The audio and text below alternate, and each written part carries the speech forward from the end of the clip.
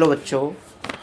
तो देखिए, आज मैं आपको जो माध्यमिक शिक्षा मंडल मध्य प्रदेश भोपाल द्वारा कक्षा 12वीं की जो फिजिक्स की प्रश्न बैंक जो जारी की गई है उसके बारे में बताऊंगा कि इसमें जो प्रश्न दिए गए हैं उनके जो ऑब्जेक्टिव क्वेश्चन हैं उनके सही आंसर क्या हैं।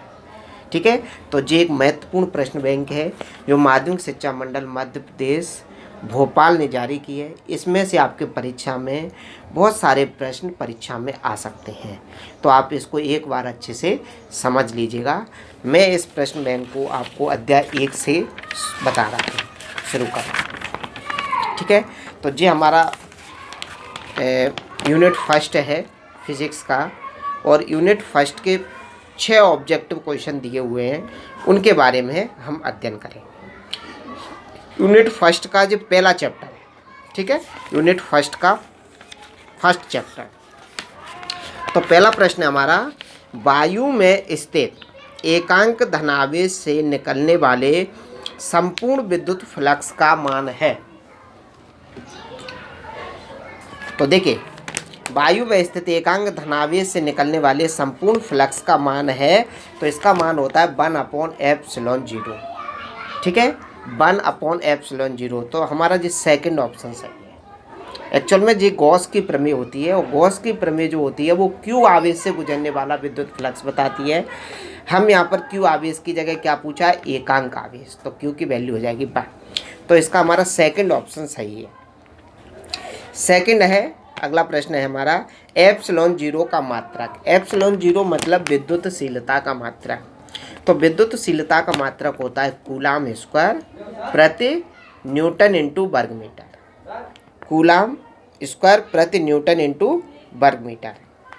ठीक है, तो ये हमारा इसका थर्ड ऑप्शन सही होगा। फिर आता है हमारा तीसरा प्रश्न, विद्युत क्षेत्र का मात्रक। विद्युत क्षेत्र मतलब विद्युत क्षेत्र की तीव्रता का मात्रक। तो विद्युत क्षेत्र की तीव्रता का मात्रक होता है न्यूटन प्रति कूलाम। तो ये हमारा सेकंड ऑप्शन सही है। अगला क्वेश्चन है हमारा, चौथे नंबर का क्वेश्चन है, एक कूलाम आवेश में इलेक्ट्रॉनों की संख्या होती है। तो एक कूलाम आवेश में इलेक्ट्रॉन होते हैं 6.25 × 10⁸ तो 6.25 × 10⁸18 इलेक्ट्रॉनों से मिलकर एक कूलाम आवेश बनता है। तो ये हमारा ऑप्शन इसका थर्ड सही है। अगला प्रश्न है, बिंदु आवेश Q के कारण R दूरी पर विद्युत क्षेत्र कैपिटल E होगा। तो विद्युत क्षेत्र की जो तीव्रता होती है वो दूरी के वर्ग के व्युत्क्रमानुपाती होती है। तो इसका हमारा जो सेकंड वाला पोर्शन, सेकंड वाला ऑप्शन सही होगा। फिर आता है हमारा छठवां प्रश्न, आवेश का विमीय सूत्र है। तो आवेश का विमीय सूत्र होता है AT। तो इस तरह हमारे जो 6 ऑब्जेक्टिव क्वेश्चन दिए थे इनको हम सॉल्व कर सकते हैं। अब आता है हमारा अध्याय सेकंड, यूनिट फर्स्ट में ही अध्याय सेकंड के ऑब्जेक्टिव क्वेश्चन सॉल्व करेंगे। तो इसका पहला प्रश्न दिया है, विद्युत विभव का मात्रक है। तो विद्युत विभव का मात्रक होता है वोल्ट। तो इसका थर्ड ऑप्शन सही है। सेकंड प्रश्न है, पृथ्वी का विद्युत विभव होता है। तो पृथ्वी का विद्युत विभव 0 होता है। ठीक है, क्योंकि पृथ्वी को कितना भी आवेश दे दो उसके विभव को हम बढ़ा नहीं सकते हैं, अर्थात पृथ्वी का विभव 0 होता है। अगला प्रश्न, पृथ्वी का विभव 0 होता है, तो जो हमारा पहले ही ऑप्शन सही है। अगला प्रश्न है, गोलीय चालक की धारिता का सूत्र होता है। तो गोलीय चालक की जो धारिता होती है वो उसकी त्रिज्या के 4πε0 गुने के बराबर होती है। तो ये हमारा इसका थर्ड ऑप्शन सही होगा, 4πε0 × R।